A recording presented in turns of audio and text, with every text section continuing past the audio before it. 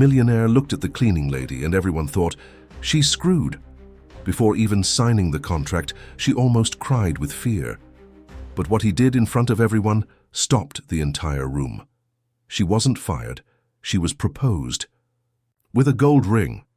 If this story interests you, don't forget to subscribe to our channel and tell us from which city you are watching us. We continue. The alarm clock went off at 5:30 in the morning, but Louisa Moreau had already been awake for at least an hour. Her brown eyes, usually bright and lively, were tired after a night of practically no sleep. Her stomach was twisted in a knot of anxiety that seemed to tighten with each passing minute. Today would be her first day at Nexus Innovações, one of the most renowned digital marketing companies in the capital. "You can do it, Louisa," she muttered to herself, staring at her reflection in the bathroom mirror of her small apartment. The 28-year-old woman adjusted her thin-framed glasses and tried to smile, but the result was a strained expression that only accentuated the dark circles under her eyes from a bad night's sleep. With a degree in advertising, specializing in digital marketing and an impressive resume for her age, Louisa should have been confident. But her mind, always her worst enemy, was full of catastrophic scenarios. What if they realized she wasn't as good as her resume suggested? What if they fired her before she even started, like what had happened to Tiago, her college friend? Who was fired in his first week at a famous agency? The phone vibrated on the bedside table. It was a message from Mariana, her best friend since college. "Good morning, Star. Today is your day to shine at that company. Don't forget that you are the most talented professional I know. They were lucky to hire you. Tell me all about it later. Kisses and good luck." A genuine smile, the first one of the morning, appeared on her lips. Mariana always knew what to say at the right time. It was her words that encouraged her to apply for the position at Nexus, even when Louisa thought she would never be selected. As she got ready, meticulously choosing each item of clothing, finally opting for a navy blue skirt and blazer set that gave her a professional but not too conservative look for a digital marketing company, Louisa tried to push away the negative thoughts that had been haunting her since she had received the approval email. He left the apartment at 6:40, enough time to reach the main avenue with ease, even considering the chaotic traffic in the capital. During the subway ride, he mentally reviewed all the information he had researched about the company, its main clients, its success stories, and tried to imagine what his first tasks would be. Nexus Innovations occupied 3 floors of an imposing mirrored building. Right at the entrance, the company's minimalist logo, a stylized N in blue and orange, dominated the modern reception area, with contemporary design furniture and glass walls revealing collaborative workspaces. "Good morning, I'm Louisa Moreau. Today is my first day," she announced to the receptionist, a young woman with a welcoming smile who was typing something on her computer. "Louisa, we've been waiting for you. Welcome to Nexus." "I'll call Renato from HR to accompany you," replied the receptionist, whose badge identified her as Camilla. While she waited, Louisa watched the movement of professionals coming and going, all of whom seemed confident and belonged in that environment. She felt small, like an intruder about to be discovered. Renato showed up a few minutes later. He was a middle-aged man with a warm smile and infectious energy. "Louisa, we finally met the brilliant mind behind that campaign for the food festival in person. Come, let me introduce you to the team and your space." The initial formality of the tour gradually gave way to more relaxed conversation as Renato introduced her to her future colleagues. Still, Louisa felt her heart race every time she shook a new hand or tried to memorize another name. "And this is Amélie, your direct supervisor in the digital strategy department," Renato introduced, indicating a woman of approximately 40 years old with short hair and a serious but not hostile expression. "Welcome, Louisa. Your portfolio impressed me a lot. We have a meeting scheduled for 10, where I will give you some context about the projects in progress," said Amélie, extending her hand firmly. The morning passed in a blur of new information, forms to fill out and systems to access. When it was finally time for the meeting with Amélie, Louisa was already feeling slightly overwhelmed, but at the same time surprised that no one had yet realized that she didn't belong there. The meeting room was spacious, with an oval table and glass walls that offered a panoramic view of the city. In addition to Amélie, there were 3 other people waiting: Eduardo from the creative department, Juliana, a social media analyst, and Paolo, an SEO specialist. Guys, this is Luisa, our new content strategist. As you know, we are reshaping our approach to the technology and innovation segment, and her experience will be fundamental, introduced Amélie, before starting a presentation on the big screen. As the slides scrolled by, detailing metrics, past results, and future goals, Luisa took frantic notes, trying to process each piece of information. Her hands shook slightly as she wrote, and she prayed no one would notice. During a break, while the others were discussing a specific point of the presentation, his cell phone vibrated discreetly. It was another message from Mariana. "So, how are you doing? I bet you've already won everyone over." Those simple words brought back some of the confidence that Luisa so desperately needed at that moment. She took a deep breath, and when Amélie asked for suggestions on how to approach her next client, an educational technology startup, Luisa finally found her voice. "In my previous experience with education startups, I've found that the most engaging content combines stories of real impact with hard data on results." He began hesitantly, but soon gained fluency as he talked about his area of expertise. "We could develop a series of case studies in narrative format, showing the journey of educators and students before and after using the solution." As he spoke, he noticed the attentive gazes and expressions of approval. Amélie, in particular, seemed genuinely interested, taking notes and occasionally nodding. When the meeting ended, Luisa felt a slight sense of relief. Maybe, just maybe, she really did have something to offer. Still, as she made her way to the cafeteria for lunch, she couldn't completely shake the feeling that at any moment someone would tap her on the shoulder and tell her there had been a mistake, that she shouldn't be there. The cafeteria was spacious and well lit, with several tables occupied by groups of colleagues who were chatting animatedly. Luisa picked up a tray and helped herself to a portion of salad and grilled chicken, looking for a place to sit. She spotted a table with a single occupant, a young man about her age focused on his laptop while eating absent-mindedly. "Is this seat taken?" asked Luisa, indicating the empty chair in front of him. The boy looked up, revealing intense green eyes that contrasted with his dark skin. "Not at all," he replied with a welcoming smile. "You must be new here. I'm Raphael, from the development department. Luisa, digital strategy. First day," she confirmed, shyly returning the smile. Raphael and Luisa talked throughout lunch. He told her that he had been at Nexus for almost 2 years, working mainly on developing interactive platforms for the company's most important clients. His calm manner and the relaxed way he described the work environment helped to ease some of Luisa's anxiety. "The people here are very close-knit, especially when challenging projects come up. You'll adapt quickly," Raphael assured him as he stood up. "I have to go back. We have an important delivery today, but if you need anything, I'm on the 3rd floor, room 307. Luisa thanked him and watched Raphael walk away. It was comforting to make a connection on the first day. She checked her watch. She still had 15 minutes before she had to return. She took the opportunity to send a quick message to Mariana, telling her about the meeting that had gone better than expected. The answer came instantly. "See, I knew it. You were born to shine, friend. I bet that by the end of the week you'll already be running that company." The rest of the afternoon was spent getting to know Nexus's systems and processes better. Juliana, the social media analyst I had met at the meeting, was particularly helpful, helping Luisa navigate the company's complex metrics dashboard. "It may seem complicated at first, but you'll get the hang of it quickly," Juliana assured, as she showed how to filter data by campaign, client and period, especially for you, who already have experience with similar tools.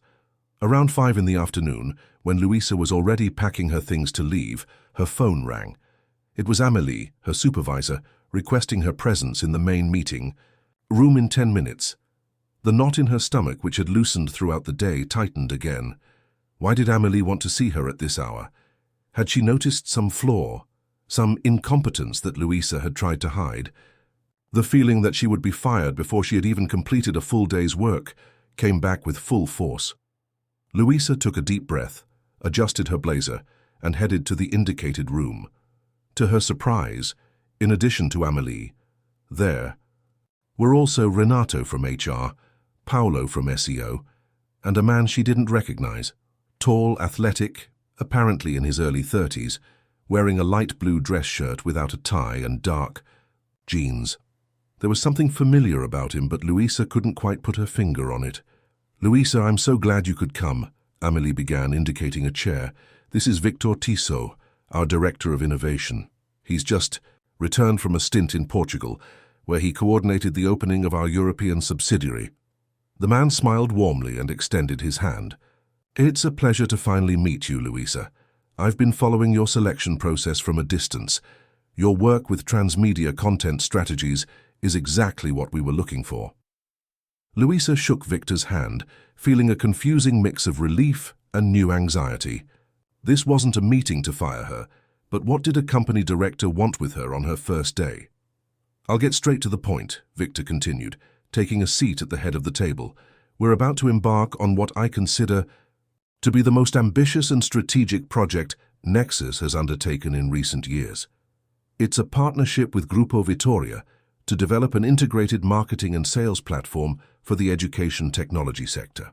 Louisa was well acquainted with Grupo Vitoria, one of the largest educational conglomerates in the country, with dozens of schools and colleges spread across the country. "As Amélie informed me, you demonstrated valuable insights in this morning's meeting specifically on approaches to the education sector," Victor continued. "That, combined with your portfolio and previous experience, made us consider something we wouldn't normally do with a newcomer." Amélie took the floor. "We'd like you to lead the content strategy team for this project." The shock must have been visible on Louisa's face as Renato quickly added, "We know it's a big challenge for your first project here, but we genuinely believe in your potential. You will have all the support you need. And of course we understand if you need some time to consider," Victor added. "It's a big responsibility." Louisa felt momentarily speechless. A few hours ago, she had feared being seen as a fraud. Now, she was being asked to lead an important project for a major client. It was surreal. "Really appreciate your trust," he finally managed to say. "May I ask who else will be on the team?" "Sure," Amélie replied, handing him a folder. "Here is the preliminary composition of the team and an initial briefing for the project. In addition to you leading strategy, we will have Paolo for SEO, Juliana for social media, Eduardo coordinating the creative team, and Rafael from development for the technical side of the platform." Hearing Rafael's name, Louisa felt a small relief. At least there would be a friendly face on the team. "How much time do we have to develop the project?" he asked, trying to sound professional as he quickly flipped through the folder. 3 months for the first phase," Victor replied. "Here's a tight schedule, but doable with the team we've assembled. The first official project meeting will be tomorrow at 9. Until then, I suggest you study the material and write down any initial questions or suggestions."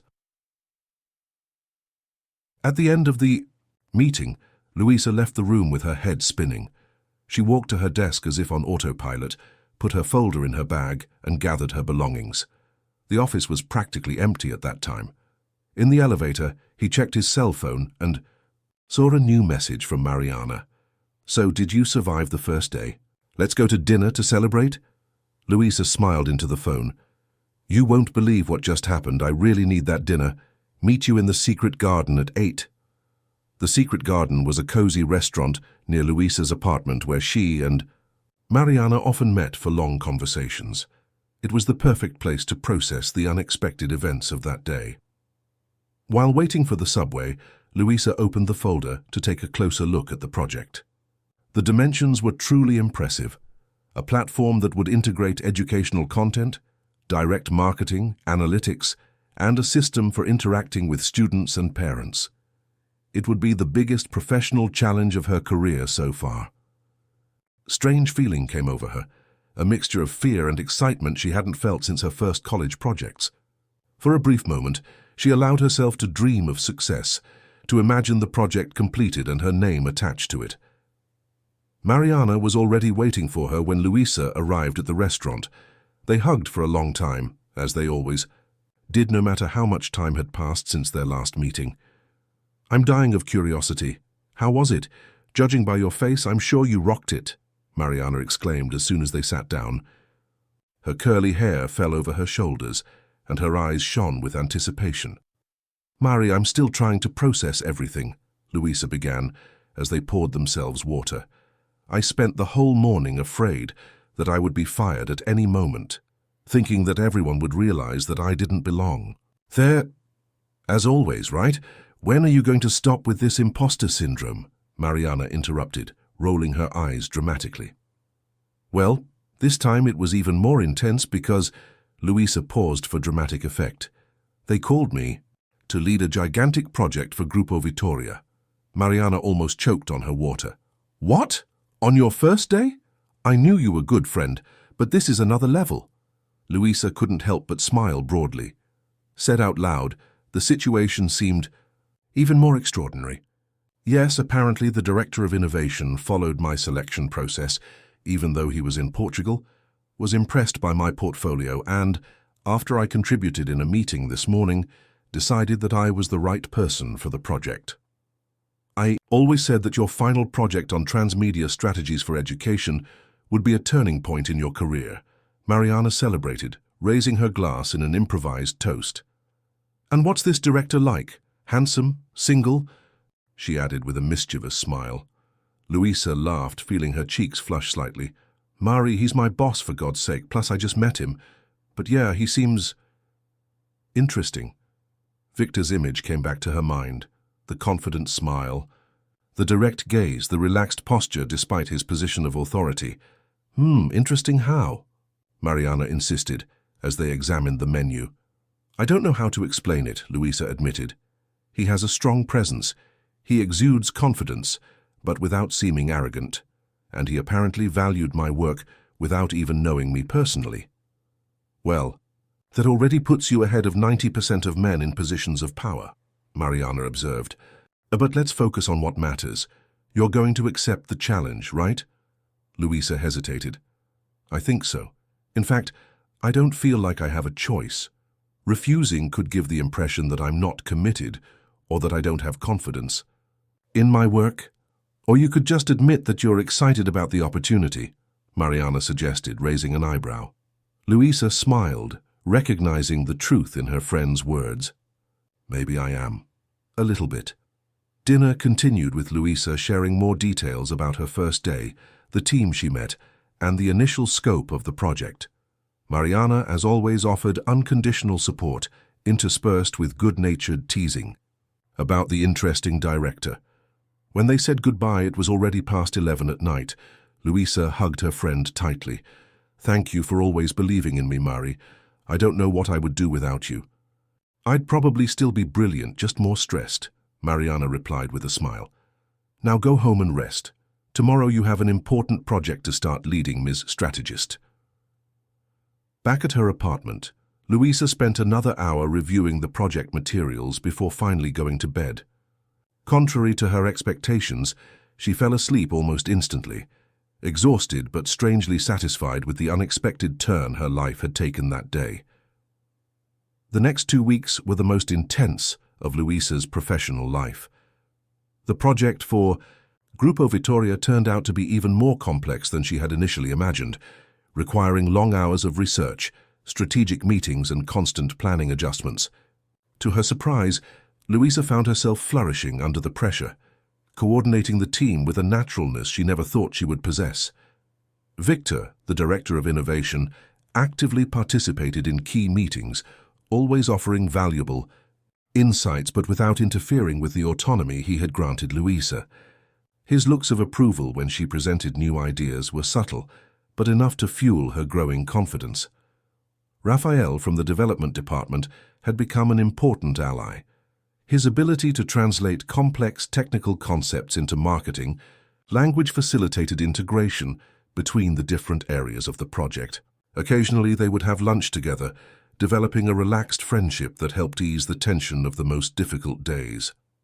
On the Friday that marked the end of the second week of the project, Amélie called an emergency meeting with the entire core team.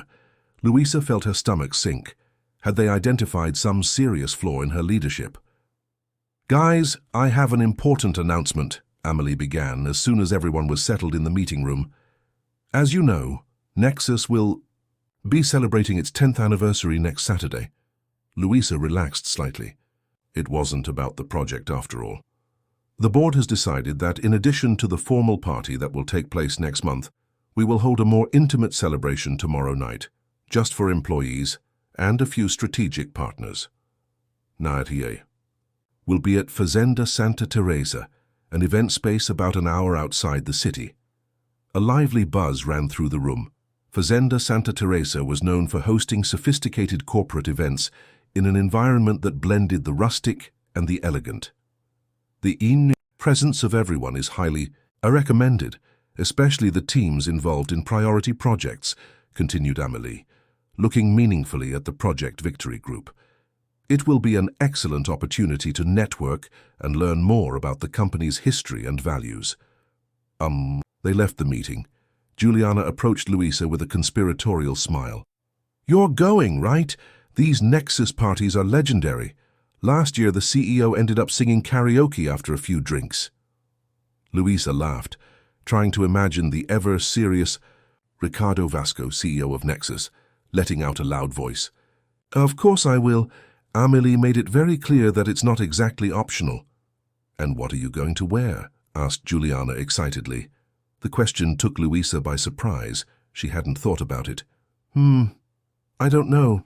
Something casual, I guess." The invitation didn't specify a dress code. "It's semi-formal, but with that relaxed touch that every tech company event has," Juliana explained. "Women usually wear dresses or elegant outfits, but nothing too over the top. If you want, I can send you photos from last year's party so you can get an idea." "That would be great, thank you," Louisa replied, grateful for the help. Dressing appropriately for corporate social events had always been a source of anxiety for her. Upon returning to her desk, Louisa sent a message to Mariana. "Company party tomorrow. Help. I need something to wear that says competent professional, but also I know how to have fun without compromising my newly gained authority." The yay reply came instantly. "Fashion emergency detected. I'll stop by after work with some options. Get the wine ready." True to her word, Mariana arrived at Louisa's apartment around 8 in the evening, carrying a large bag that seemed to contain half of her wardrobe. "I've brought options for every possible scenario," he announced, dumping a variety of pieces on Louisa's bed.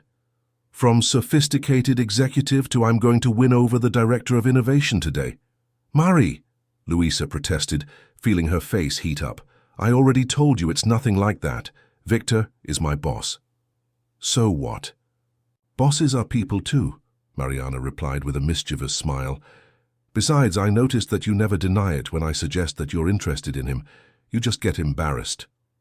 Louisa rolled her eyes but couldn't help but smile. There was something about Victor that intrigued her, but she was determined to keep her focus on the professional aspect of their relationship. At least for now. After an hour of experimenting, deciding and reconsidering, they opted for a midi dress in a petrol blue tone with an elegant but not too formal cut, complemented by a structured blazer that could be removed depending on the mood of the party. Perfect. Mariana approved, watching Louisa spin in front of the mirror. Elegant, professional, but with a touch of mystery. The director won't know what hit him. "The goal is not to get anyone," Louisa protested, but her smile betrayed amusement at her friend's provocations. "I just want to make a good impression overall and perhaps celebrate a little the fact that I survived 2 intense weeks without being fired." The following evening, Louisa arrived at Fazenda Santa Teresa promptly at 8 o'clock. The place was even more beautiful than she had imagined, an old coffee farm completely restored and adapted for events, maintaining rustic elements such as exposed wooden beams and original brick walls, harmonized with contemporary decor. A valet met her car, and Louisa followed a lantern-lit path to the main hall. The decor celebrated Nexus's 10th anniversary with panels that told the company's story through photos and important milestones, interspersed with vibrant tropical flower arrangements. Juliana spotted her as soon as she entered and came to meet her, handing her a glass of sparkling wine. "You look beautiful. That blue suits you perfectly." "Thank you," Louisa replied, feeling more at ease at the sight of a familiar face. "You look amazing too." The two walked around the room, stopping occasionally for Juliana to introduce Louisa to colleagues from other departments. The atmosphere was relaxed, with background music at a pleasant volume that allowed for effortless conversation. "And there's the man of the hour," Juliana commented discreetly, indicating with a subtle movement of her head in the direction of Victor, who was chatting animatedly with a small group near the bar. Even in a social setting, he maintained that aura of natural authority that Louisa had noticed from their first meeting. He wore dark dress pants and a white shirt with the sleeves carefully rolled up to his elbows, revealing well-toned forearms. His smile, more relaxed than usual in the office, lit up his face in a way that Louisa found particularly captivating. As if sensing her gaze, Victor turned toward her. Their eyes met briefly before Louisa looked away, feigning sudden interest in one of the Nexus's historical panels. "I think he saw you," Juliana whispered, barely containing a smile. "And he's coming this way." Before Louisa could respond, she felt a presence beside her and heard a familiar voice. "Louisa, I'm glad you came." She turned to find Victor smiling warmly. Up close, she noticed that his eyes were an unusual amber brown, with faint hints of gold in the ambient light. "Good evening, Victor," she replied, grateful that her voice sounded more confident than she felt. "It's a beautiful party. Congratulations on 10 years of Nexus." "Thank you, even though I'm only in 6th grade," he replied with a modesty that Louisa found surprisingly charming. "I was just telling some of my classmates about the impressive progress of Project Victory. You've put together a really innovative content strategy." "It's a team effort," Louisa replied, but she couldn't help but feel warmed by the compliment. Juliana, realizing the dynamic, mumbled something about needing to find Eduardo and discreetly walked away, leaving Louisa and Victor alone. "Can I get you another drink?" he asked, noticing that her glass was nearly empty. "Sure, thank you." They walked together to the bar, where Victor ordered another sparkling wine for Louisa and a whiskey for himself. The conversation flowed naturally, moving from professional aspects to more personal topics. How they had started their careers in digital marketing, their favorite books, and their experiences in the capital, a city they both loved despite its challenges. Louisa was surprised by how easy the interaction was. Victor was an excellent listener, genuinely interested in her opinions, asking insightful questions that demonstrated real attention to what she was saying. At no point did he assume the posture of superiority that so many men in positions of power automatically adopt.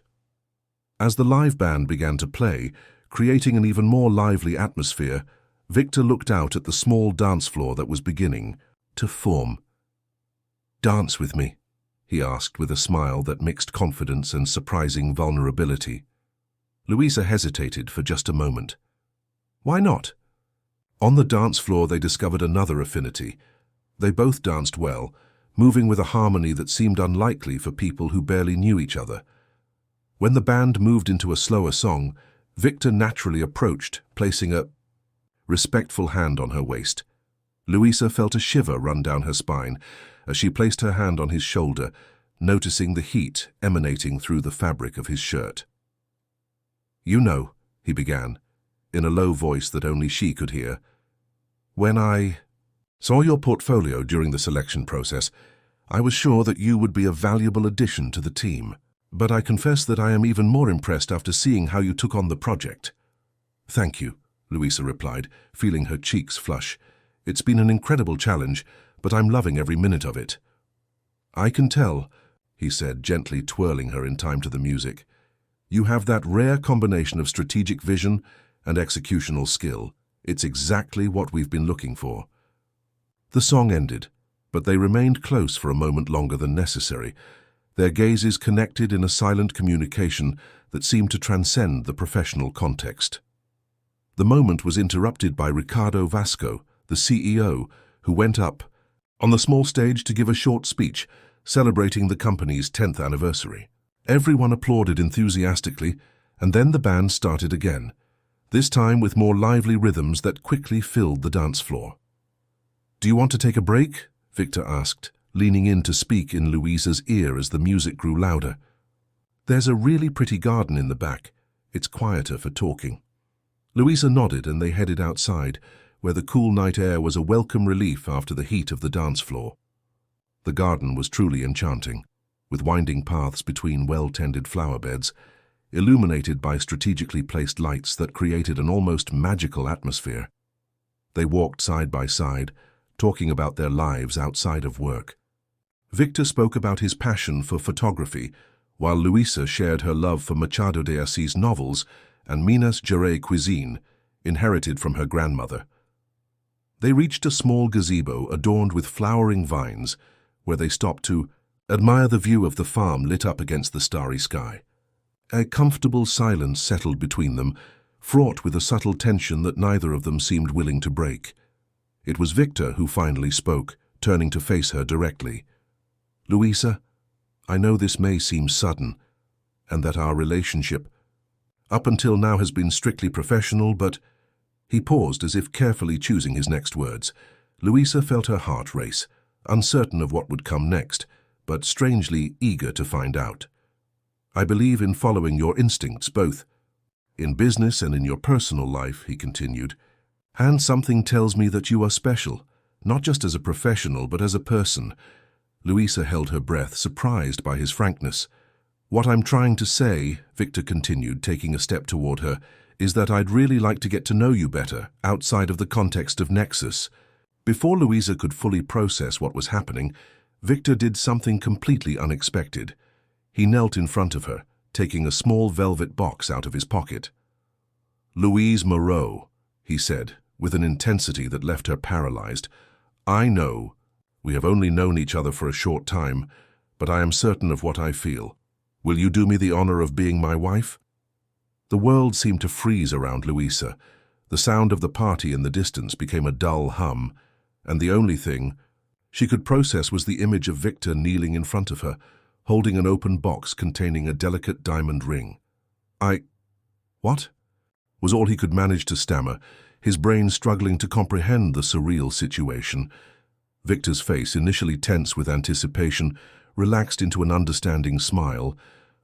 "Sorry, I think that was rather abrupt," he said, standing up but not putting the ring away. "Let me explain." Louisa felt dizzy, as if she had been transported to an alternate reality. She had known Victor for less than 3 weeks, and although she had felt an unusual connection, a marriage proposal was completely beyond her comprehension. "I believe in defining moments," he continued, his voice now calmer but still intense. "Moments that define entire trajectories. When I first saw your work, I knew I had found someone special professionally, and today, dancing with you, talking under the stars, I felt the same certainty about us." "Victor, we barely know each other," Louisa managed to say, finally finding her voice. "How can you be so sure about something so important?" "My parents met and got engaged within 2 weeks," he replied with a nostalgic smile. "They've been together for 35 years. Sometimes when you know, you just know." Louisa felt torn between the absurdity of the situation and something indefinable that prevented her from refusing immediately. There was a sincerity in Victor's eyes that disconcerted her, a vulnerability that contrasted with his usual confident posture. "This is crazy," she said, more to herself than to him. "Maybe," Victor agreed without looking away. "But some of the best decisions of my life seemed crazy at the time I made them. When I left a stable job to join a startup called Nexus that was barely a year old. When I suggested opening a branch in Portugal before we had yet to solidify our position in the local market, he took a step forward, closing the distance between them. "I'm not asking you to decide now, Louisa. The ring is a symbol of how I feel, of what I envision for us. Use it as a commitment, if you like. We can build this together at whatever pace is comfortable for you. The gazebo illuminated by the soft lights of the garden, the starry sky above them, the distant music of the party, everything conspired to create an almost magical atmosphere where impulsive decisions seemed to make sense. For a fleeting moment, Louisa allowed herself to imagine what it would be like to accept. The surprise of her colleagues, Mariana's exultant reaction, the beginning of a story that would certainly be extraordinary. He began, not knowing exactly what he would say next. She was saved by the sound of approaching footsteps. Juliana appeared on the garden path, stopping abruptly when she noticed the scene. "Oh, sorry to interrupt," she said, clearly embarrassed. "I just came to let you know that Ricardo is looking for you, Victor. Something about introducing the new investors." "Sure, tell him I'm coming," he replied, showing no signs of irritation at the interruption. When Juliana walked away, he turned back to Louisa. "I have to go, but think about what I said. You don't have to answer now." With a delicate movement, he took Louisa's right hand and placed the small velvet box in it. "Keep this, regardless of your decision." Before she could protest, Victor leaned over and placed a soft kiss on her cheek, lingering a little longer than was appropriate for a casual gesture. "I'll see you inside," he murmured, and then walked away down the lighted garden path. Louisa stood still, the box weighing down her hand as if it were made of lead rather than velvet. When she was finally able to move, she sat down on one of the gazebo benches and opened the box again. The ring was elegant, a solitaire diamond on a delicate white gold band, not ostentatious, but undeniably tasteful. "What just happened?" he whispered into the night air. After a few minutes of trying to process the situation, Louisa put the box away in the small bag she was carrying and took several deep breaths, trying to regain her composure before returning to the party. Her phone vibrated, a message from Mariana asking how the party was going. For a moment she considered calling her friend and telling her what had happened, but decided against it. It was too long a story for one message, and she needed to organize her own thoughts first. When he returned to the ballroom, the party was in full swing. The band was playing lively music, and several groups were dancing enthusiastically. He spotted Victor talking to Ricardo and two men in suits, who he assumed were the investors Juliana had mentioned. He gave him a quick glance and a small smile, before returning his attention to the conversation. Raphael approached, offering her a glass of lemon water. "I thought you might need to hydrate after all that dancing," he said with a friendly smile. "Thank you, Raphael. That's very thoughtful of you," Louisa replied, genuinely grateful for the normality of the interaction after the surreal experience in the garden. "Are you enjoying the party?" he asked, watching her closely. "Yes, it's interesting," he replied, unable to find a more appropriate adjective. "I saw you and Victor talking a lot," Raphael commented, his tone casual and slightly forced. "You two seem to get along well." Something about the way he said it piqued Louisa's curiosity. "Have you worked with him for a long time?" "Since I joined Nexus," Raphael replied. "In fact, he was the one who hired me. Victor has a talent for spotting potential in people." There was something unspoken in that comment, a subtlety that Louisa couldn't quite decipher. "He seems like a very determined leader," she commented, testing the waters. Raphael let out a short laugh. "That's one way to put it. Victor knows what he wants and goes after it with all his might.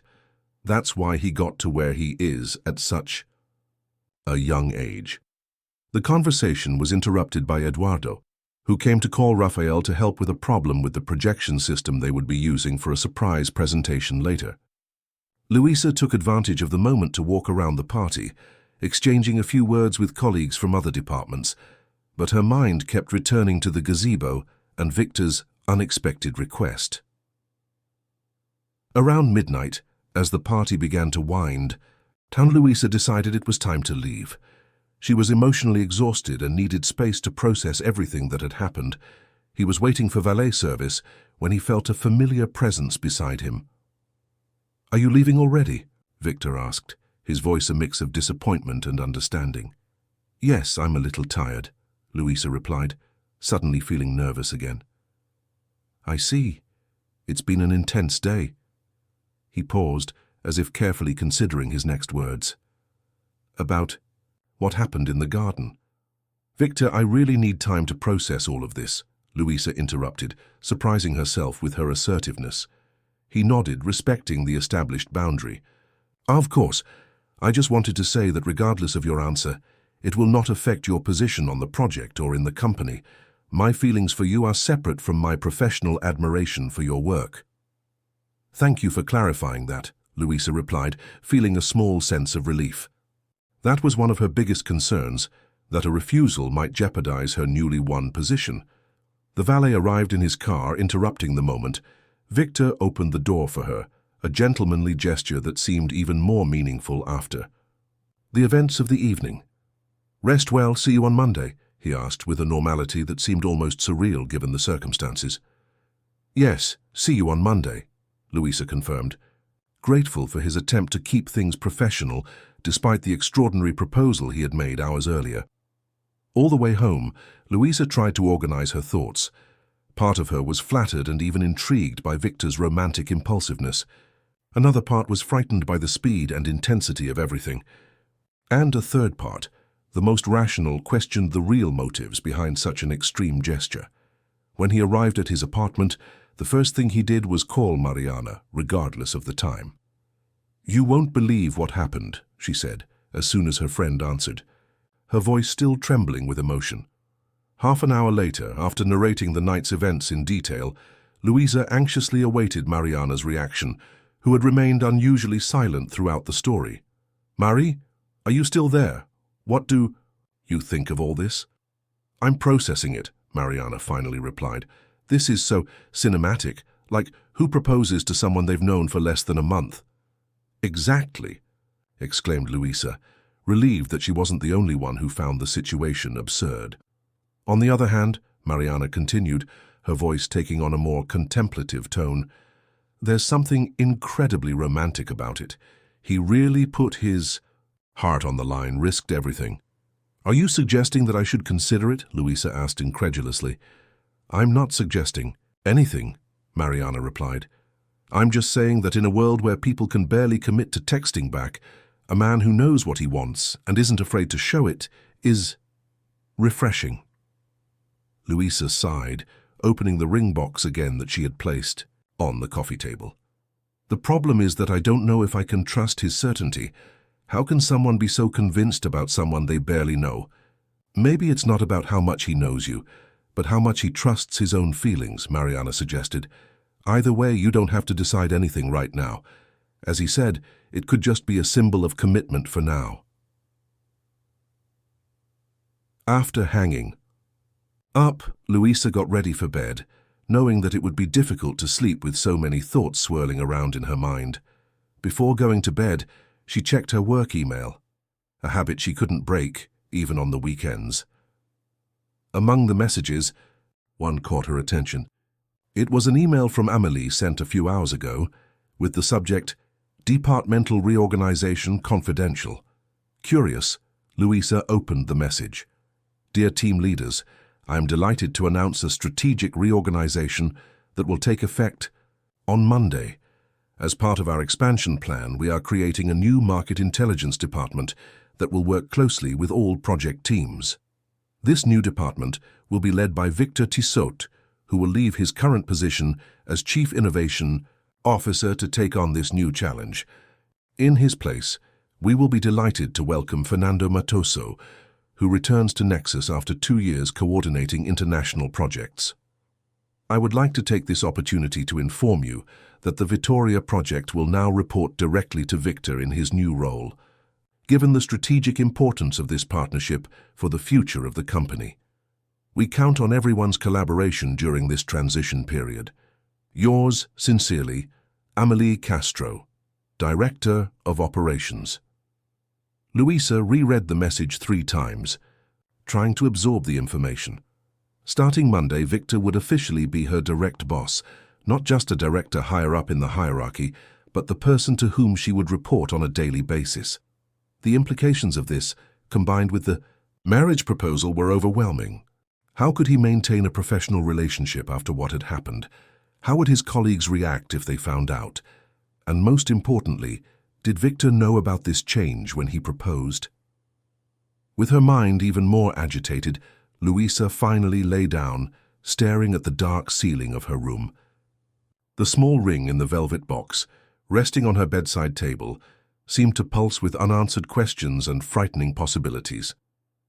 Monday arrived with the inevitability of a wave crashing onto the beach. Louisa had spent the entire Sunday alternating between phone calls with Mariana, long walks through Meridiano Park to clear her head, and countless drafts of messages to Victor that were never sent. By the end of the day, she had made a decision. She would keep the relationship strictly professional, return the ring, and make it clear that, although flattered, she could not accept his proposal. She arrived at Nexus deliberately early, hoping to have a few moments of peace and quiet before the office filled up. To her surprise, she wasn't the first. As she passed through reception, she spotted Raphael engrossed in his laptop in the common area of the cafe. "Good morning," he greeted, trying to sound casual. "Are you always such an early riser?" Raphael looked up, a tired smile spreading across his face. "Only when I'm dealing with bugs that refuse to be fixed. I spent all of Sunday trying to fix a problem with the integration API for Project Victory. It seems I wasn't the only one who sacrificed the weekend," commented Louisa, helping herself to coffee. "At least I didn't have any other commitments," Raphael replied, in a tone that Louisa couldn't quite decipher. "And you? Did you manage to rest after the party?" "Not really," she admitted, sitting down at his desk. "I've been thinking a lot about the project, the departmental reorganization." "Ah, yes. Victor as our new direct boss," Raphael commented, watching her closely. "An interesting change, don't you think?" There was something in the way he said it that made Louisa wonder if Raphael suspected something about what had happened in the gazebo. "Quite unexpected," he replied cautiously.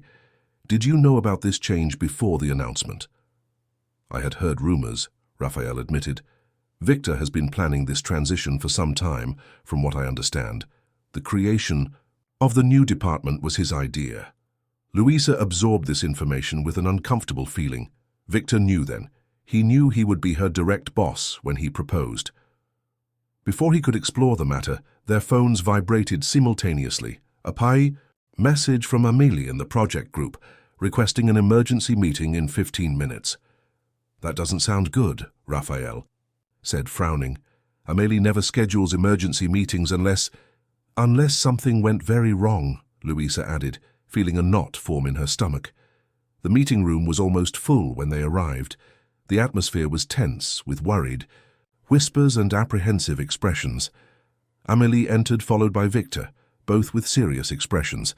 Louisa deliberately avoided his gaze, focusing on opening her laptop and preparing for the meeting. "Good morning, everyone," Amélie began, dispensing with the usual formalities. "We have a critical situation with Project Victory that needs to be addressed immediately." She turned on the projector, displaying the front page of an education news website. The headline made Louisa hold her breath. "Grupo Vittoria announces partnership with American company for integrated digital platform." "This was posted an hour ago," Amélie continued. "Apparently, the board of directors of Grupo Vittoria signed a contract yesterday with TechLearn, a Californian company specializing in educational solutions. The agreement includes exactly the type of platform we were developing for them." Heavy silence fell over the room, broken only by the sound of pages being turned nervously and keyboards being pressed with unnecessary force. "But how is that possible?" Juliana asked, verbalizing what everyone was thinking. "We were in constant contact with them. The meetings were positive." "Apparently, they were negotiating on two fronts," Victor replied, speaking for the first time. His voice was calm, as usual, but Louisa could sense the tension underneath. It's common practice in negotiations of this size, although companies are usually more transparent about it. "What does this mean for us?" asked Eduardo, the UX designer, visibly concerned. "It means we've lost a 7-figure contract," Amélie replied bluntly. "And more importantly, we've lost weeks of work on a project that's not going to come to fruition." The implication hung in the air, a significant financial hit to Nexus, a stain on the company's reputation, and a waste of resources, at a crucial time for the company. Ricardo is on a video conference right now with the executives of Grupo Vitoria, trying to understand what happened, Amélie continued. In the meantime, we need two things urgently. First, a plan to mitigate the damage, both financial and reputational. Second, a strategy to make the most of the work already done. Luisa felt the eyes turn to her. As the content strategy leader, it was only natural that they would expect solutions from her. The familiar fear of inadequacy began to grow in her chest, but this time there was something different, a determination born from the 2 intense weeks she had spent successfully leading the team. "Can I offer some preliminary ideas?" she offered, surprising herself with the firmness in her voice. "Please," Amélie replied with an encouraging nod. Luisa stood up and walked to the front of the room, connecting her laptop to the projector. "What we have developed so far is not specific to the education sector of Grupo Vitoria," she began, opening a presentation she had prepared the previous week. The structure of the platform, with some adaptations, could be applied to other education sectors or even adjacent sectors. For the next 20 minutes, Luisa presented a detailed analysis of how the work already done could be repositioned for different markets. Her mind seemed to work with unusual clarity and speed, identifying opportunities and solutions that she had not previously considered. Furthermore, he concluded, we have an opportunity to turn this into a success story for Nexus. Instead of a customized platform for a single client, we could develop a proprietary product that could potentially be licensed to multiple institutions. When she finished, she noticed that the mood in the room had changed. The initial tension of despair had given way to a sense of purpose and possibility. Amélie had a glint of wonder in her eyes, and several members of the team were already excitedly discussing how they might implement Luisa's suggestions. "Excellent insights," Victor commented, speaking directly to her for the first time that morning. "You turned a crisis into a strategic opportunity." Their eyes met. Briefly, and Luisa saw there a complex mix of professional pride and something more personal, more intense. She quickly looked away, focusing on Raphael, who had raised his hand. "I have some ideas about how to adapt the technical architecture to a more flexible and modular model," he said. "We could use microservices and public APIs that would make it easier to integrate with different education systems." The meeting proceeded with a new sense of direction.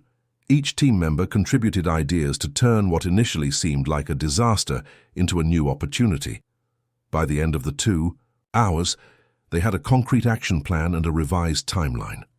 "I'll present this to Ricardo as soon as he finishes the video conference," Amélie said, visibly pleased. "In the meantime, I want everyone to reorganize their priorities as we discussed. Luisa, could you prepare a more detailed presentation of the new strategic direction for tomorrow morning?" "Of course," replied Luisa, already mentally organizing the main points she would need to address. When the meeting ended, the team dispersed with renewed energy despite the circumstances. Luisa was putting away her notebook when she felt a presence beside her. It was Victor. "Can we talk in private?" he asked quietly. Luisa hesitated but nodded. This conversation needed to happen, and perhaps it would be better in the current professional context, where both were focused on work. Victor led her to her new office, a large space in the corner of the floor, with glass walls that offered views of the city but blinds that could be closed for privacy. He closed the door and offered her a chair. "First of all, I want to say that I was impressed with your presentation," he began, sitting not behind the desk but in the chair next to it. "The way you analyzed the situation and found a new way, it was extraordinary." "Thank you," Luisa replied, keeping her tone professional. "About Saturday night—" "I know," he interrupted gently. "My timing couldn't have been worse." "It's not just a matter of timing, Victor," Luisa said, finding the courage to look him straight in the eye. "You knew you'd be my direct boss from today on." He didn't look away. "Yes, I knew, and I understand how that complicates things."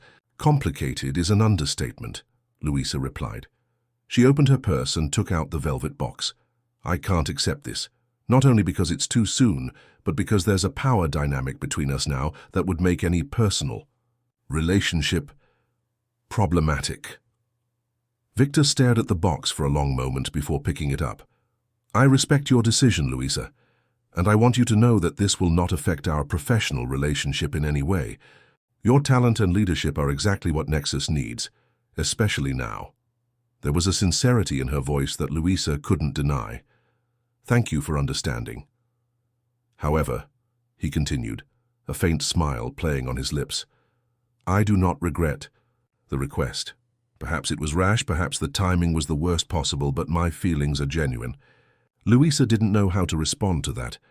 Part of her wanted to keep the professional boundaries clearly defined, but another part, a part that grew with every interaction with him, was irremediably drawn to his intensity and honesty.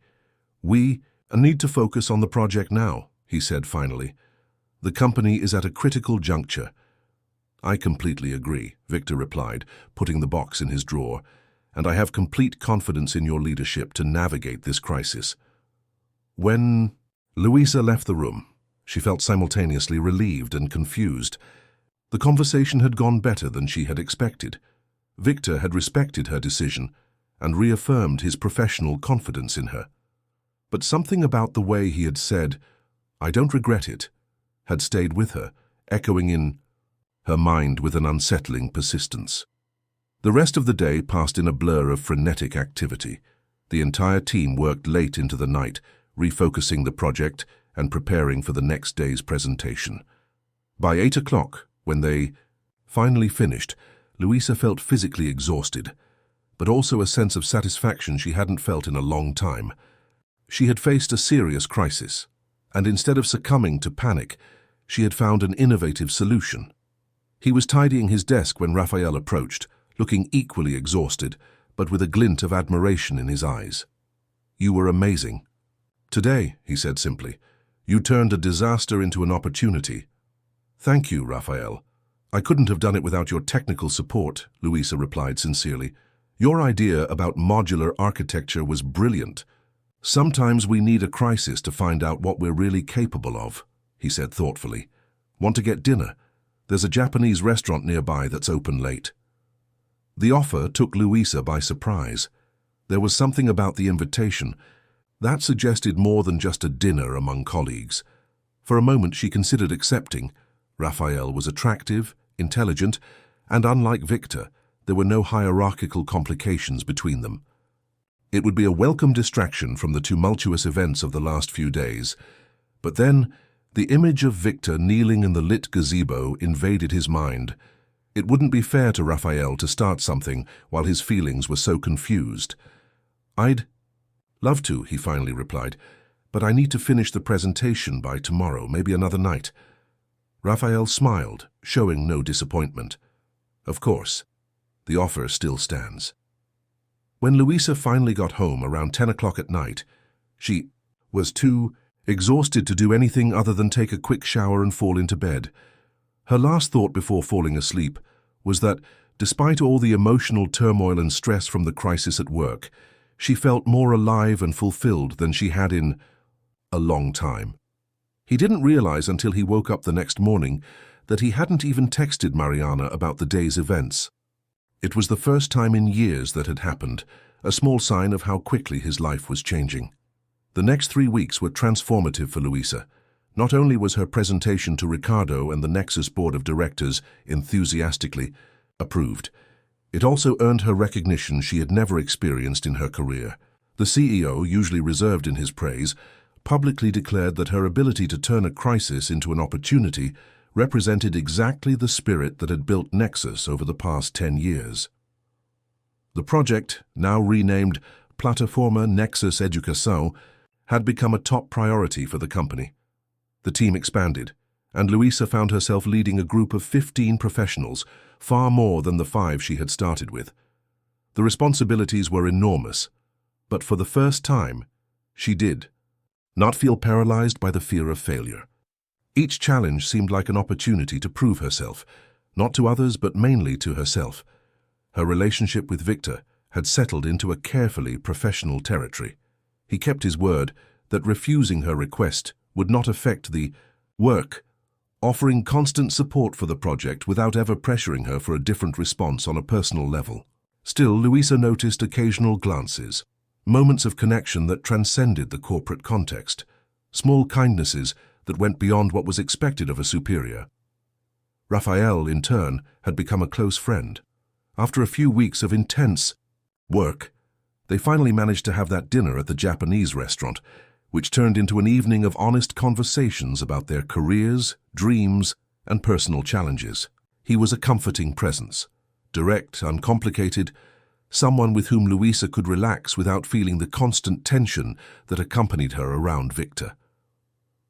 On a particularly busy Thursday, as the team worked on the final adjustments before the first demonstration of the platform to potential customers, Louisa received an unexpected email from Amelie.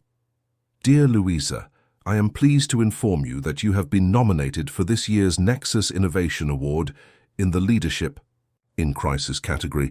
This recognition, as you know, is the company's most prestigious, celebrating employees who demonstrate exceptional innovation and resilience.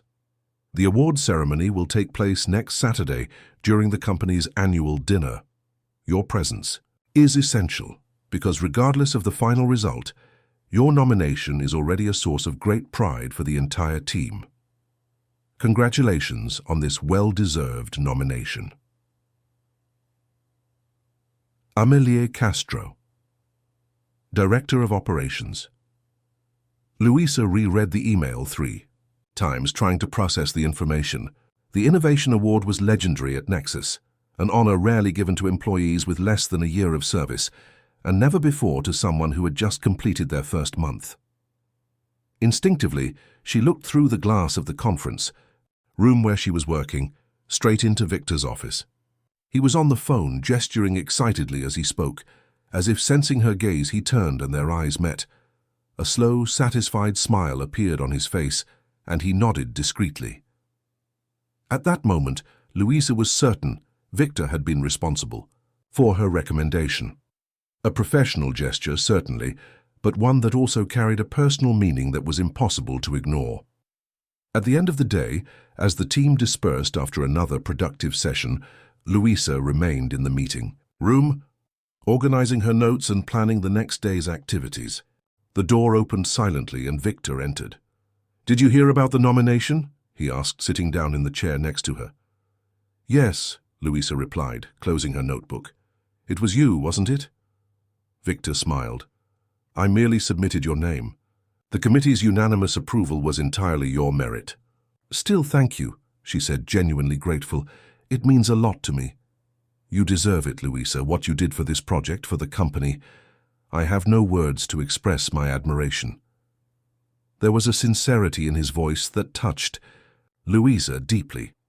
For a moment, the corporate atmosphere around them seemed to dissolve, leaving only two people connected by something other than the carefully maintained professionalism of the past few weeks. "Victor, Sorry to interrupt," Raphael's voice came from the open doorway. "Louisa, we have that data API issue we need to fix. You said you wanted to be there when we made the adjustments." "Sure," she replied, the moment with Victor broken. "I'm going." As he stood up, Victor lightly touched his arm. "Can we talk later? There's something I'd like to discuss about the project." "Yes, of course," Louisa agreed, feeling a slight acceleration in her pulse at the contact. The next few hours were spent working through technical issues with Raphael and 2 other developers. The problem was complex, involving how the platform integrated data from different educational sources. Louisa, despite not being a programmer, had developed enough understanding of the technical aspects to contribute significantly to the solution. "You learn quickly," Raphael commented in amazement when they finally solved the problem around 9 o'clock. "Most marketers wouldn't even try to understand this part of the process." "I can't lead something I don't understand, at least in its broad outlines," Louisa replied. "Besides, it's fascinating to see how it all connects." Raphael watched her for a moment as if considering saying something important. "Louisa, you are—" He was interrupted by her phone, which vibrated with a message. It was Victor. "Still at the company? Can we have that conversation?" "Sorry, Raphael," Luisa said, standing up. Victor wanted to discuss something about the project. Can we continue tomorrow? A shadow of disappointment crossed Raphael's face, quickly replaced by an understanding smile. Sure, no problem. It was getting late anyway. Luisa found Victor in her living room, in front of a table where she had laid out food from a nearby Thai restaurant and 2 glasses of wine. I thought we might need some energy for our conversation, he explained, indicating the food. I assume you haven't had dinner yet? Not really, Luisa admitted, suddenly aware of how hungry she was. That's very thoughtful, thank you. As they ate, the conversation initially stayed on safe project ground, progress, challenges, next steps. Victor shared that 2 large educational groups had already expressed interest in the platform after hearing rumors about its development. Actually, he said, pouring more wine for both of them, one of them is the Instituto Andrade, the main competitor of Grupo Vitoria. It would be an ironic twist, don't you think? Luisa laughed. One of those when one door closes, another opens stories that everyone loves. Exactly, Victor agreed, his gaze fixed on her with an intensity that made Luisa look away momentarily. After a comfortable pause, he finally addressed the topic that had clearly prompted the invitation. Luisa, I know we agreed to keep our relationship strictly professional, and I have respected that. But in the last few weeks, working so closely together, seeing your brilliance, your dedication, my feelings have only intensified. Luisa felt her heart race. Part of her had anticipated this conversation, another part hoped to avoid it indefinitely. Victor, the situation hasn't changed, he said gently. You're still my direct boss. What if that could change? He asked, leaning forward slightly. I've been talking to Ricardo about the organizational structure. As the company grows, it makes sense to split the market intelligence department into 2 distinct areas. You could lead the content strategy division, reporting directly to Ricardo, not to me. Luisa blinked in surprise. You're reorganizing the company so we can have a relationship? Victor laughed, a low, warm sound. Not exactly. It's a change that had been under consideration given the expansion of the projects, but I admit that the possibility of removing this obstacle between us was an additional incentive to speed up the proposal. Luisa didn't know how to react. There was something simultaneously disturbing and flattering about Victor's willingness to reorganize corporate structures because of his feelings for her. That's a lot to process, he said finally. I see, he replied, leaning back in his chair. I don't expect an answer right now. In fact, the change wouldn't be implemented until the current project is completed, which is about 2 months away. I just wanted you to know that I'm thinking of solutions. The conversation drifted to lighter topics, and when Luisa finally left the office around 11 o'clock, her mind was a whirlwind of conflicting thoughts. Victor's dedication was unquestionably intense, perhaps excessively so for someone she had known for little more than a month.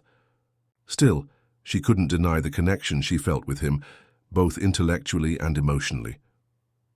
The next morning, when she arrived at her office, she found a small package on her desk.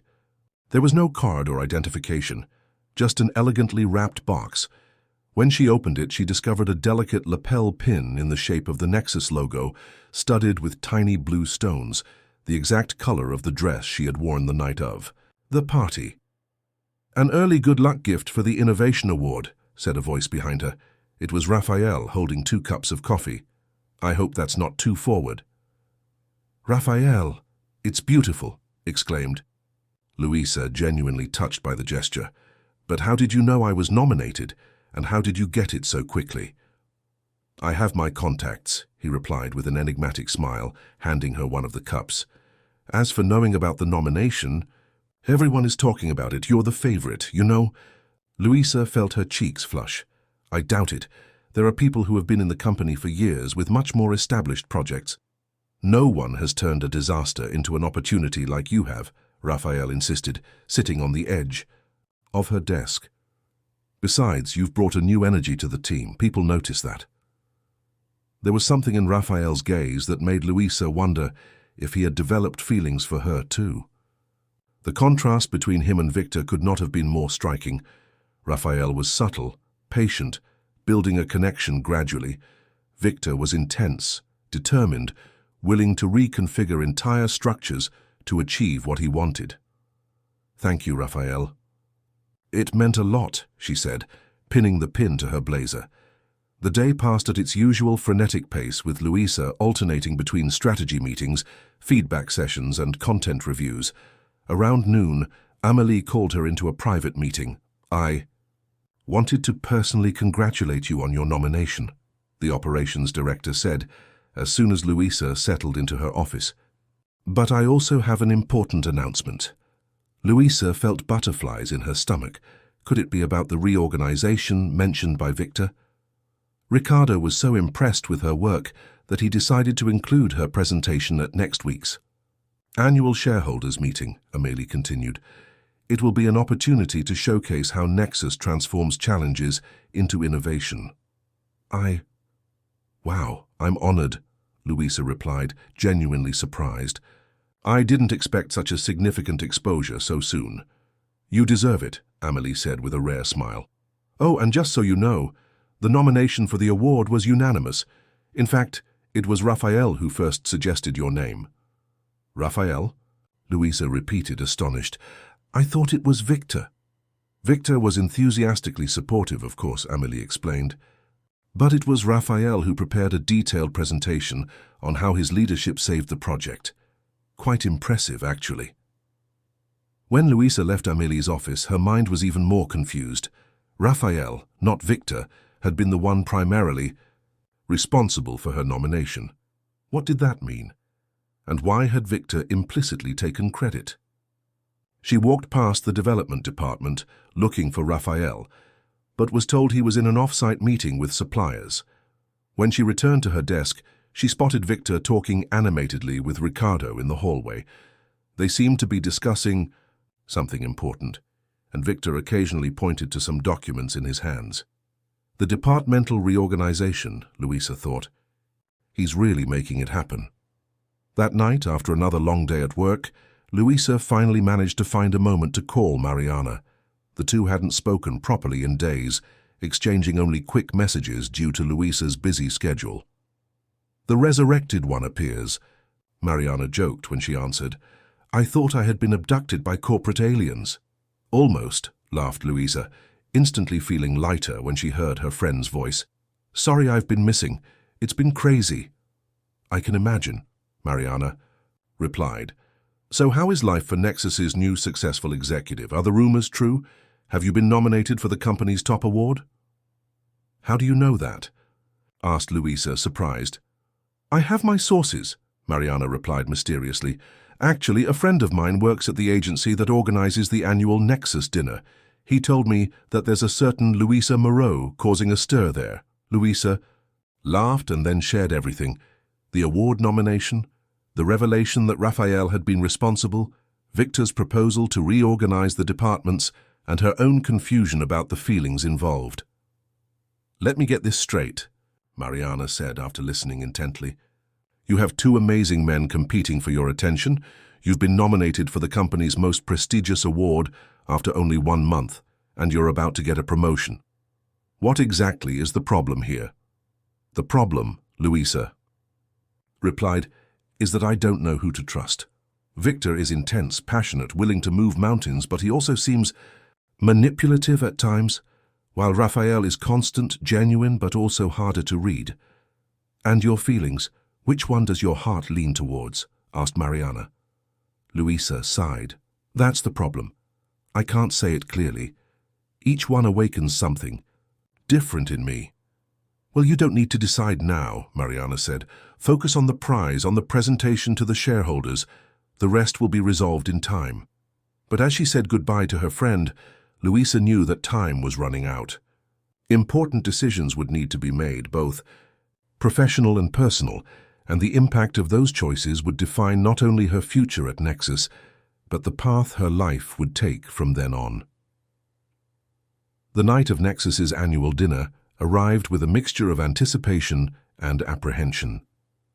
Louisa had spent hours choosing the perfect outfit, an elegant burgundy jumpsuit, complemented by the pin Raphael had given her and a pair of earrings that had belonged to her grandmother.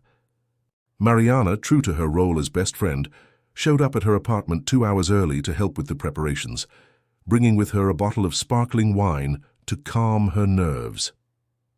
"You look absolutely stunning," Mariana declared, watching Louisa take one last turn in front of the mirror, ready to win hearts and awards. "The prize would be enough," Louisa replied with a nervous smile. "The hearts part is too complicated for my taste." The event was to be held at the capital's Museum of Modern Art, an impressive space that had been closed off exclusively for Nexus that evening. When Louisa arrived shortly after 8, the main lobby was already packed with formally attired employees, executives from partner companies, and prominent figures from the local tech scene. He had barely handed his coat to the receptionist when he felt a familiar presence at his side. It was Raphael, elegant in an impeccably tailored navy blue suit. "You look beautiful," he said simply, with a genuine admiration that made Louisa blush slightly. "Thank you," she replied, noticing the identical pin on his lapel. "I see we're a match." Raphael smiled. "I thought it would be appropriate since, in a way, we are together in this nomination."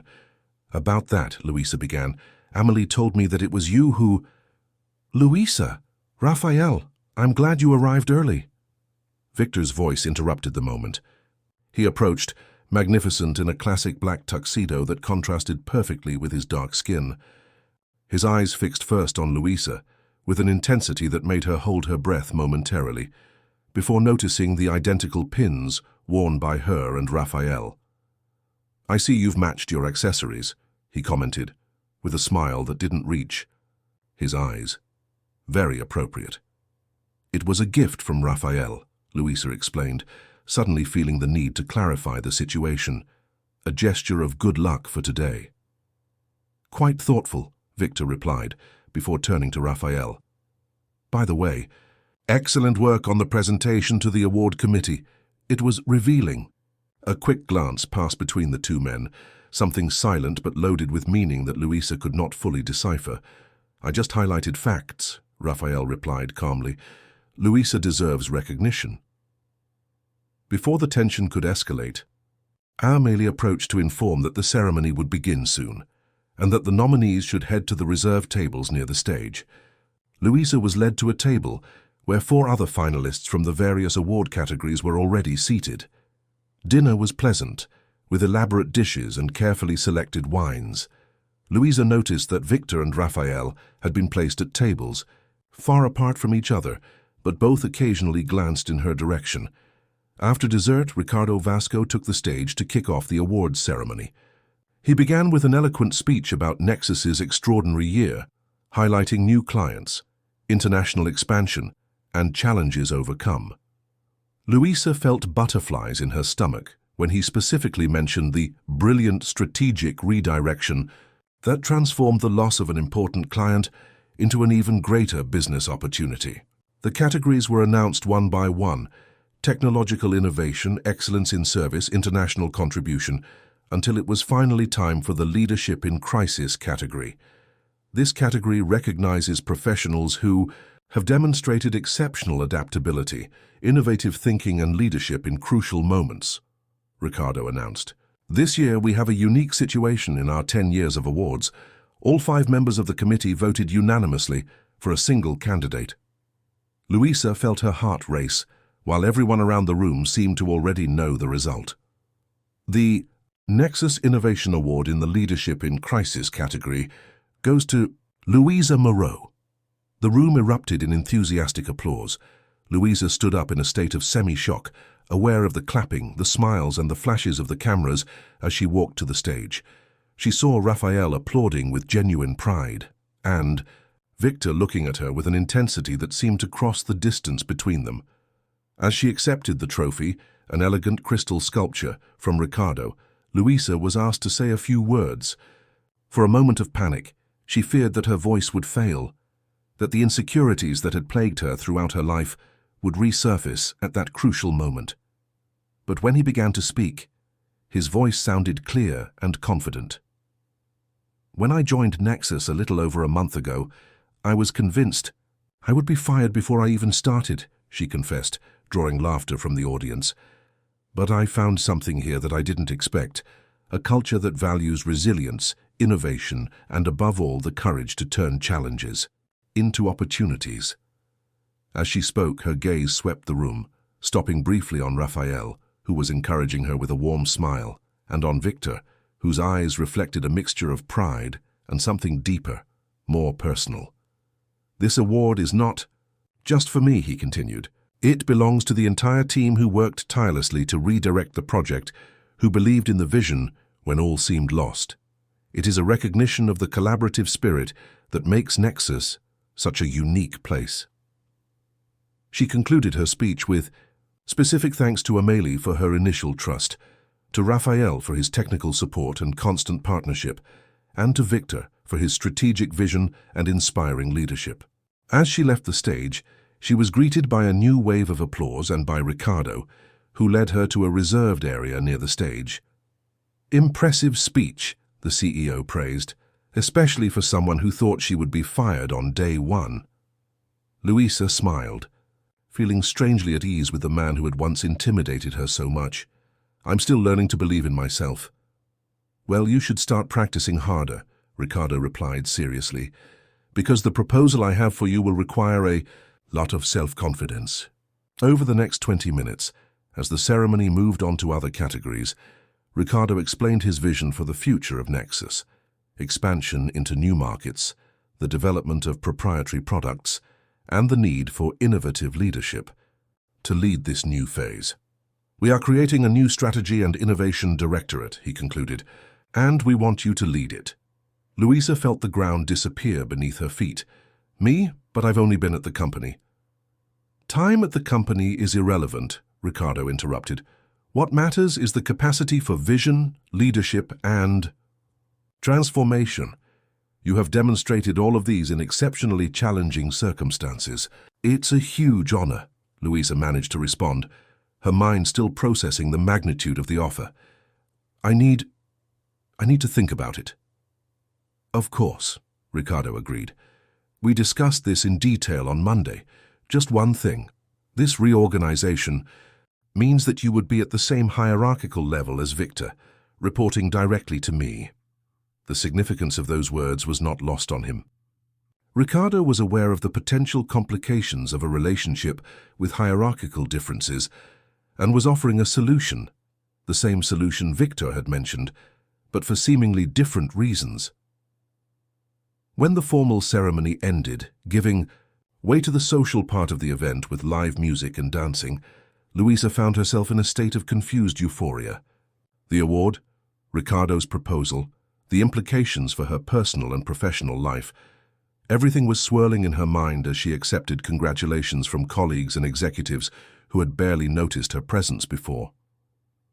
Raphael was the first to find her after her conversation with Ricardo. "Congratulations, Nexus Star," he said, handing her a glass of champagne. "Your speech was perfect."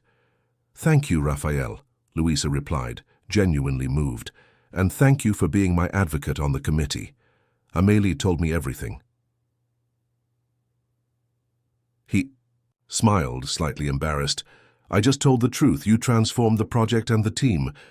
There was a question Louisa needed to ask, something that had been bothering her since her conversation with Amélie. "Why didn't you tell me that you were the one who suggested my name for the award? When I mentioned it, you didn't correct my assumption that it had been Victor." Raphael hesitated, his eyes shifting momentarily. "It didn't seem important who had made the nomination. The recognition was for you, not me. There was something else there, something unsaid." But before Louisa could insist, Victor approached, radiant in his impeccable tuxedo. "The woman of the night," he declared, raising his glass in a toast. "I couldn't be more proud." Raphael mumbled something about needing to greet other colleagues and discreetly walked away, leaving Louisa and Victor alone for the first time that night. "I'm aware of Ricardo's proposal," Victor said without preamble. "Director of Strategy and Innovation, impressive. How did you know so quickly?" asked Louisa, surprised. "Because I was the one who suggested the position," he replied with a satisfied smile, "though the decision to offer it to you was entirely his." After seeing your presentation to shareholders yesterday, he said, "It would be folly not to leverage your talents in a top leadership position." Louisa absorbed the information, trying to separate her professional reactions from her personal ones. "So you really have reorganized the structure of the company?" "Not just for us, if that's what you're thinking," Victor clarified. "Nexus really needs this new board for the expansion phase we're planning. But yes, I admit that the possibility of removing the hierarchical barrier between us was an attractive bonus." There was a frankness in his words that Louisa always found simultaneously disconcerting and endearing. Victor never hid his intentions or sugar-coated his feelings. "You're always so direct," she commented, smiling despite her inner confusion. "Life is too short to beat around the bush," he replied, moving slightly closer. "When we know what we want, why waste time?" The orchestra began to play a slow, catchy melody, and several people headed to the dance floor. "Dance with me," Victor invited, extending his hand. "Please." That "please," a small demonstration of vulnerability from the man who was always so confident, touched Louisa in an unexpected way. She accepted the outstretched hand, and together they walked to the dance floor. As they danced, their bodies close together, moving in perfect harmony, Louisa felt a clarity begin to emerge amidst the confusion of the past few days. There was something undeniably powerful about the connection she felt with Victor, a chemistry that transcended the professional and even the purely romantic. It was as if, somehow, they recognized each other on a deeper level. "What are you thinking about?" he asked, noticing her contemplative expression. "How life can change so completely in such a short amount of time," she replied honestly.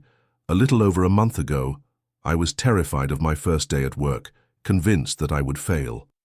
And now you're the rising star of Nexus, poised to become the youngest director in the company's history," he added with evident pride. "If I accept," Louisa pondered. Victor pulled back slightly to look her in the eyes. "You're not considering refusing, are you?" "It's not a simple decision," she replied. "It's a huge responsibility." "A responsibility you are more than prepared to take on," he said with conviction. "Louisa, from the first moment I saw your work, I knew you were exceptional.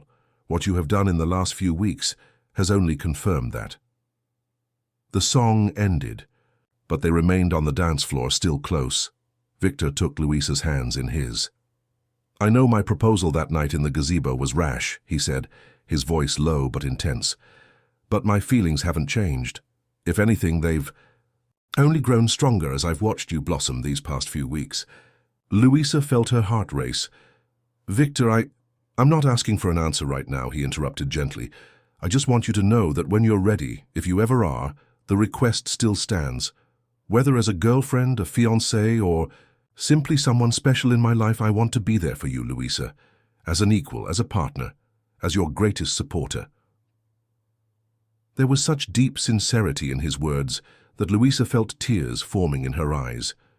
Before she could respond, however, they were interrupted by Amélie, who had come to inform them that the photographers from the corporate magazine wanted some photos of the winners. The rest of the evening passed in a blur of photographs, congratulations, and superficial conversations with people whose names Louisa could barely register. Her heart and mind were too busy processing Victor's words and the decision she would need to make, not just about the position offered, but about the direction she wanted to take in her personal life. Around midnight, when the event was starting, to lose steam, Louisa decided it was time to go home. She was emotionally exhausted and needed space to think clearly. While she was waiting for her car at the valet service, Raphael approached her. "Are you leaving already?" he asked with that easy smile that had become familiar and comforting in the last few weeks. "Yes, it was an intense day," Louisa replied. "I need to process everything." Raphael nodded understandingly. "I can imagine. Director of Strategy and Innovation, that's quite a responsibility." "How do you know that?" asked Louisa, surprised. "News travels fast," he replied with a shrug, "and Richard is not known for his discretion when he is excited about something." They were silent for a moment, watching the starry night of the capital, a rarity in the city usually covered in pollution. "Louisa," Raphael began, his voice more serious than usual, "there's something I need to tell you." Something in the way he said it made Louisa turn her full attention to him. "The day you arrived at Nexus," Raphael continued, "it was no coincidence that I was alone in the cafeteria. I knew it was your first day, and I wanted to meet you." "What do you mean?" asked Louisa, confused. Raphael took a deep breath. "I saw your portfolio during the selection process. Victor asked me for a technical analysis of your proposed transmedia strategy. I was impressed, not only with your technical competence, but with the passion that shone through on every page." Louisa listened, trying to understand where that revelation would lead. "When I heard you had been hired, I was genuinely happy. I wanted to meet the person behind those brilliant ideas," he confessed. "And then when we finally met, you were even more extraordinary than I had imagined." "Raphael, I don't know what to say," Louisa murmured, touched by his honesty. "You don't have to say anything," he quickly replied. "I just wanted you to know that my support, my friendship, my admiration, it was all genuine from the very first moment. There were no ulterior motives or hidden agendas." There was a final note in those words that did not go unnoticed by Louisa. Raphael was in a way saying goodbye, not physically but emotionally. "You saw Victor and I dancing," she deduced. Raphael smiled sadly. "I've seen the way you look at each other. There's something there that, well, it would be foolish to try to compete with." Louisa's car arrived, interrupting the moment. Raphael opened the door for her, a simple gesture of chivalry that somehow seemed loaded with meaning. "Whatever you decide, about the position, about Victor, about anything, know that you have my unconditional support," he said. "You deserve all the success and happiness in the world, Louisa."